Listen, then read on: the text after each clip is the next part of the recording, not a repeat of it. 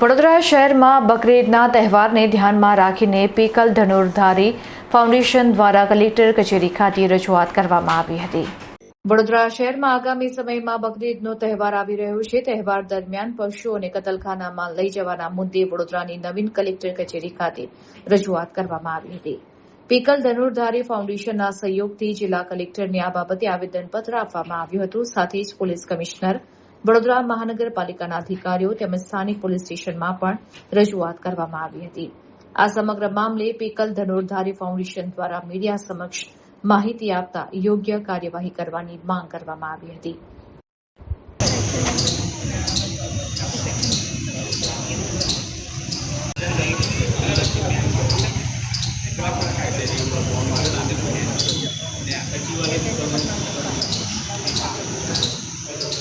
વડોદરા જિલ્લાના વિવિધ animal lovers છે, વિવિધ એનજીઓ તરફથી અમે બધાએ રજૂઆત કરી છે કલેક્ટર સાહેબને, કમિશનર સાહેબને, કે જે ઈદ દરમિયાન જે પણ અત્યારે ઇલીગલી ટ્રાન્સપોર્ટેશન થઈ રહ્યું છે, ઇલીગલ કતલ થઈ રહ્યા છે, જાહેર ઉપદ્રવમાં વિવિધ મીન્સ કે માંસ મટન મળી રહ્યું છે, ઇલીગલ એ લોકો ટ્રાન્સપોર્ટેશન કરીને ક્રુરલ્ટી કરી રહ્યા છે, એ બધી જ બાબતોએ અમે લોકોએ કલેક્ટર સાહેબને રજૂઆત કરી છે કે એટલીસ્ટ લો અને લીગલ ઓર્ડરનું ડેકોરમ મેન્ટેન કરે અને જે આપણા કાયદા છે કાયદા પ્રમાણે અનુસરે અને વિવિધ જે પણ આપણા કાયદા પ્રમાણે જે પણ આપણી SOP ગાઈડલાઇન છે એ પ્રમાણે ઈદની દરમિયાન ઈદના તહેવારને એવી રીતે ઉજવવામાં આવે।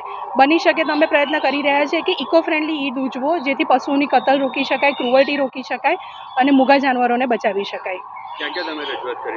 અમે કલેક્ટર સાહેબમાં રજૂઆત કરી છે, SP સાહેબમાં રજૂઆત કરી છે, CP સાહેબમાં રજૂઆત કરેલી છે, વિવિધ બધા જ પોલીસ સ્ટેશનમાં રજૂઆત કરી છે, ગુજરાત પશુ કલ્યાણ બોર્ડમાં રજૂઆત કરેલી છે, જે આ ડિપાર્ટમેન્ટને લગતા તમામ VMC છે, બધી જગ્યાએ રજૂઆત કરેલી છે।